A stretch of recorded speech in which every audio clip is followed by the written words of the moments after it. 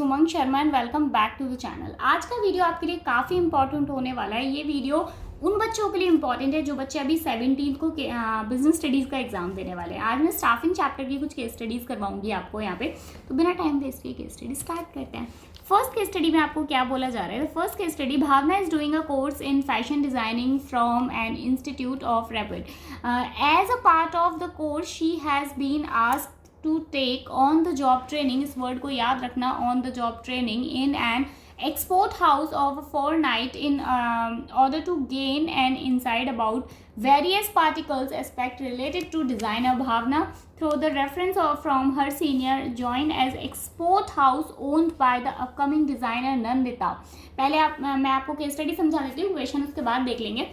भावना एक बहुत ही अच्छे इंस्टीट्यूट से फैशन डिज़ाइनिंग का कोर्स कर रही है जिसकी रेपुटेशन बहुत अच्छी है। उसी के मतलब जो उसका कोर्स है, उसकी कोर्स का एक पार्ट है कि उनको एक ट्रेनिंग के लिए बोला जाता है, एक एक्सपोर्ट डिज़ाइनर की डिज़ाइनिंग कंपनी में एक ट्रेनिंग के लिए बोला जाता है, जिसमें वो अपने सीनियर की हेल्प से जो अपकमिंग डिज़ाइनर है नंदिता, उनको ज्वाइन कर लेती है। तो ये इनकी मतलब कोर्स का ही एक पार्ट है। ठीक है, अब क्वेश्चन क्या दिया जा रहा है वो पढ़ते हैं। Name and explain the type of training which Bhavna has been asked to undertake.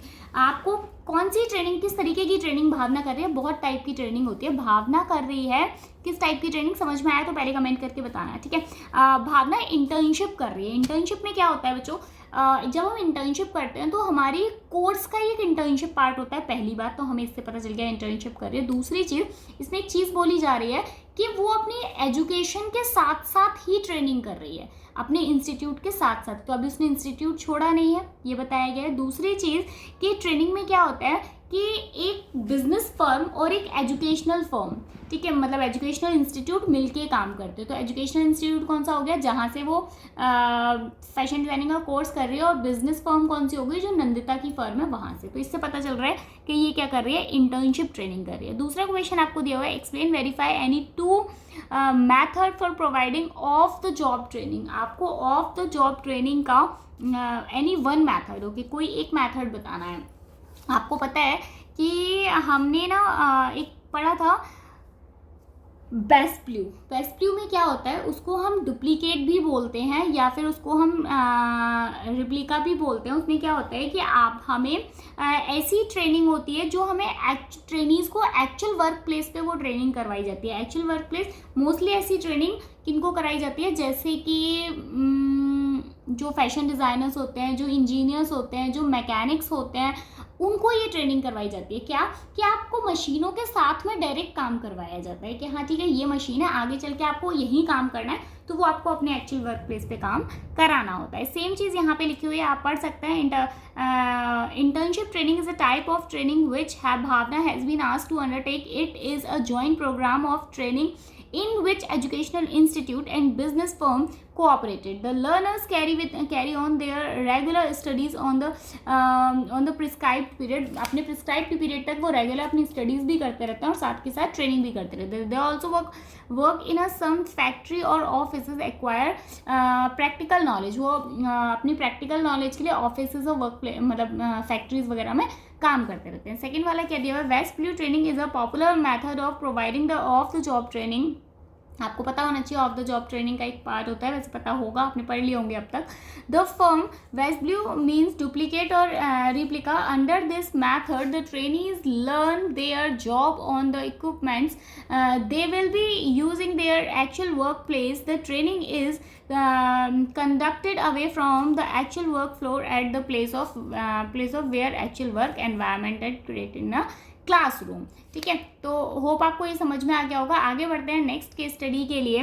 Next case study में आपको क्या बोला जा रहा है बच्चा, मैं थोड़ा सा जल्दी इसलिए करवा रही हूँ क्योंकि मुझे पता है कि ये टाइम ना आपके लिए बहुत इंपॉर्टेंट टाइम है, बहुत ज़्यादा। ठीक है, चलो सेकेंड वाले में क्या दिया हुआ है, बाकी के स्टडीज़ भी आपको शाम तक मिल जाएगी, बाकी कल मिल जाएगी। सेकेंड वाली केस स्टडी में आपको क्या दिया हुआ है, Shreeja run an NGO under the name Sarthak in Delhi. Sreeja Delhi में एक एनजीओ चला रही है जिसका नाम क्या है, सार्थक। The NGO the organization engaged in offering waste paper recycle service to all kind of institute in the Delhi NCR region. Delhi NCR region में जितना भी वेस्ट हो रहा है, पेपर वेस्ट है, उसको रिसाइकल करने का काम करते हैं ये. It also manufacturing custom made paper stationery out of recycled paper and order for their interested institutes at a very competitive price. अब वो क्या कर रहे हैं, इस वेस्ट को बचाकर मैन्युफैक्चर कर रहे हैं कस्टम मेड पेपर, हाथ से बना पेपर स्टेशनरी में, और साथ में वो दे किसको रहे हैं, वो दे उनको रहे हैं जो कि इंटरेस्टेड इंस्टीट्यूट्स हैं, जो कि चाहते हैं कि हम ऐसा मतलब ऐसा पेपर यूज़ करें जो कि वेस्ट से बना हो, उनको बहुत कंपेटिटिव प्राइस में वो दे रहे हैं.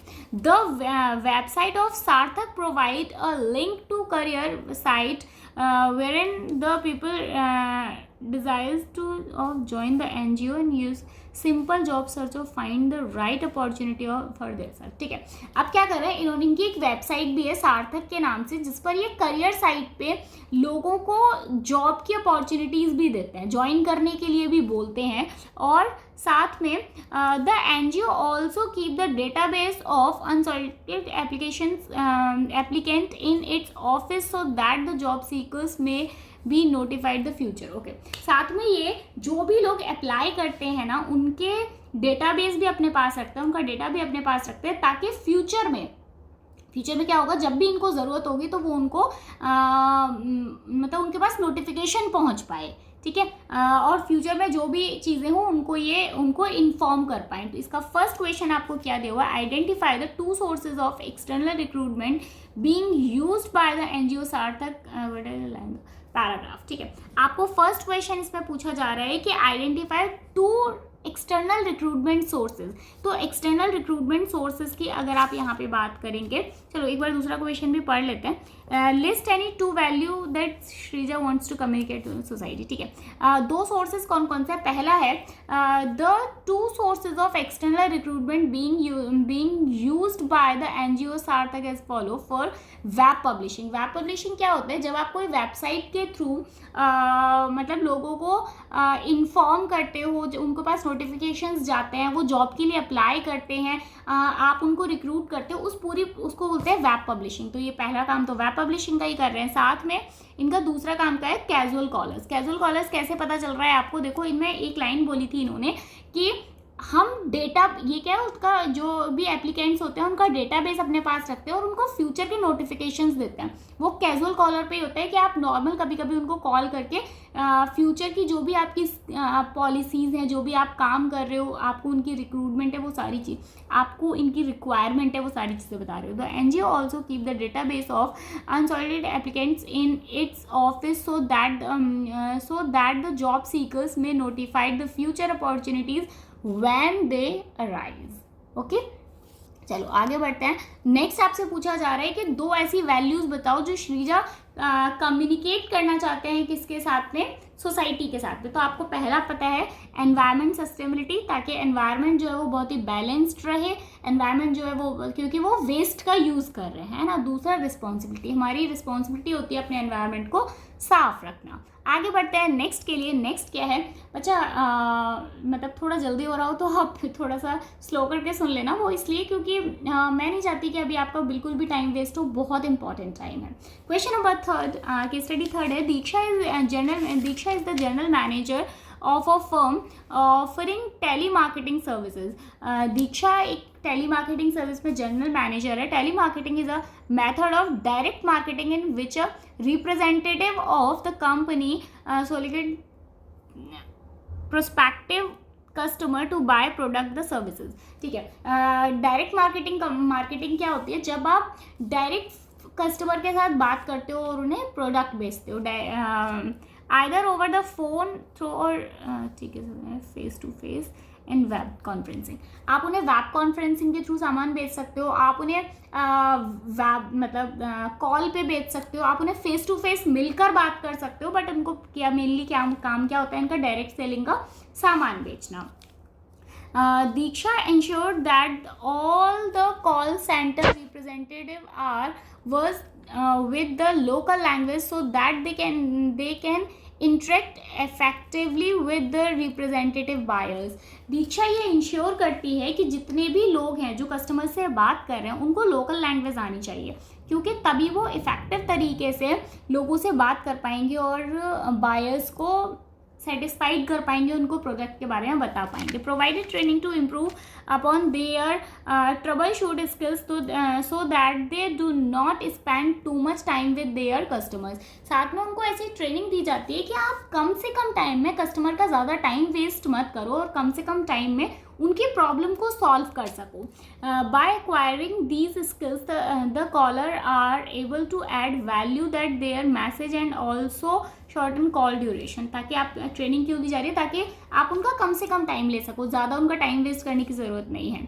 Leading to increase customer satisfaction and profitability of the business.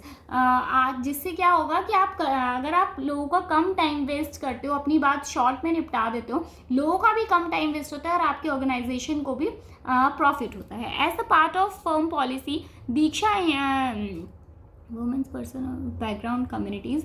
ठीक है, साथ ही साथ दीक्षा एक चीज़ और भी कर रही है कि जो विमेंस है ना और जो बैकग्राउंड कम्युनिटीज़ है वो उनको भी सोशल एबिलिटीज़ के लिए इंश्योर करवा रही है और उनको क्या कर रही है कि उनको प्रोत्साहित कर रही है. जो विमेंस हैं, जो पिछड़े समाज है, उनको इंस्पायर कर रही है और उनको प्रोत्साहित कर रही है. तो इसमें आपको बताना क्या है, आपका फर्स्ट क्वेश्चन दिया हुआ है, identify the type of communication barriers that Diksha is able to overcome by ensuring that all the call centers representative are well versed with the local. ठीक है, लोकल लैंग्वेज. सेकेंड दिया, ओके. फर्स्ट वाले, पहले first वाला देख लेते हैं. देखो फर्स्ट वाले में आपको क्या बोला जा रहा है. फर्स्ट वाले में आपको बोला जा रहा है कि type of communication barrier that Diksha is able to overcome, that ensuring that all the call center representative are well versed with the local language. Answer है यहाँ पे, दीक्षा is able to overcome the semantic barriers by ensuring that all the call center representative are well versed with the local language. जितने भी call centre representative हैं उनको local language मतलब आनी चाहिए, जिससे कि क्या होगा कि जो सिमेंटिक बैरियर्स हैं उनको मतलब वही है कि आप कस्टमर्स को अच्छे तरीके से सामान बेच पाओ और प्रोडक्ट सेल कर पाओ. तो ये उनके रिप्रेजेंटेटिव की एक मार्केटिंग की स्ट्रेटेजी है. ठीक है, नेक्स्ट क्वेश्चन क्या दिया हुआ है इसमें, what are benefit of training employees of to an organizer. What are benefits to training. ठीक है, benefits, the benefits of training to an organization कौन सा है. फर्स्ट है training impact systematic learning to employ thereby helping the avoid waste of effects and money. आपको training क्यों दी जा रही है, पहली बात आप मेन बात इस पर बार बार दी जा रही थी कि आप टाइम ज़्यादा वेस्ट मत करो. ठीक है, पहली चीज़. दूसरी चीज़, आप मनी ज़्यादा वेस्ट मत करो. It is considered better than the hit and trial method. आप बात करो, एक बार समझाओ, समझ में आ जाता है, मतलब वो खरीदने के लिए तैयार हो जाता है. ठीक है, बाकी अदरवाइज वो बहुत ज़्यादा फोर्स मत करो. ठीक है, it increase the employees productivity both in term of quality and quantity. आप इससे क्या हो रहा है, ट्रेनिंग करने से क्या होता है, जो प्रोडक्टिविटी होती है ना वो क्वालिटी में भी बेटर होती है और क्वांटिटी में भी बेटर होती है. आपको टाइम पर ट्रेनिंग इसीलिए दी जाती है एम्प्लॉयज़ को कंपनीज में कि ताकि उनकी क्वालिटी और क्वांटिटी बेटर हो सके. नेक्स्ट है training increase the moral of employees. Training ना एम्प्लॉयज़ का मोरल बूस्ट करती है. क्यों? क्योंकि आप करते क्या हो उसमें, हम ये करते हैं कि किसी ने अगर अच्छा काम किया है तो हम उसे बोलते हैं कि हाँ इसने बहुत अच्छा काम किया है, आपको और मेहनत करनी है, और बहुत सारी इस तरीके की बातें. आपको इंक्रीमेंट्स दिए जाते हैं, चाहे वो मनी इंक्रीमेंट्स हो या फिर कभी कभी आपको प्रमोशंस दिए जाते हैं, तो उससे क्या मोरल बूस्ट होता है. साथ में नेक्स्ट क्वेश्चन था द टू वैल्यूज़. कौन कौन से दो वैल्यूज़ हैं जो सोसाइटी को कम्युनिकेट की जा रहे हैं. विमेन एम्पावरमेंट, क्योंकि आप उसमें लास्ट दो लाइन ये दी हुई हैं कि आपको बोला जा रहा है कि वो क्या कर रही है, श्रीजा नाम है ना, दीक्षा क्या कर रही है कि सोसाइटी को ये भी बता रही है कि जो भी पिछड़े वर्ग हैं, जो भी विमेन्स हैं, उनको प्रोत्साहित कर रही है ह्यूमैनिटी. ठीक है बच्चा, ये आपकी कुछ केस स्टडीज़ थी, मुझे लगता है कि ये बहुत ज़्यादा इंपॉर्टेंट केस स्टडीज़ हैं, तो आपको इस टाइप मतलब इन वाले क्वेश्चंस में से केस स्टडी मैंने देखा पिछले बहुत बार आई है, तो आपको इनको बिल्कुल भी छोड़ के नहीं जाना है। अपने दोस्तों के साथ ज़रूर से शेयर कर लेना। All the best. बाकी चैप्टर्स की केस स्टडी आपको शाम को और बाकी कल मिल जाएंगी। Bye bye.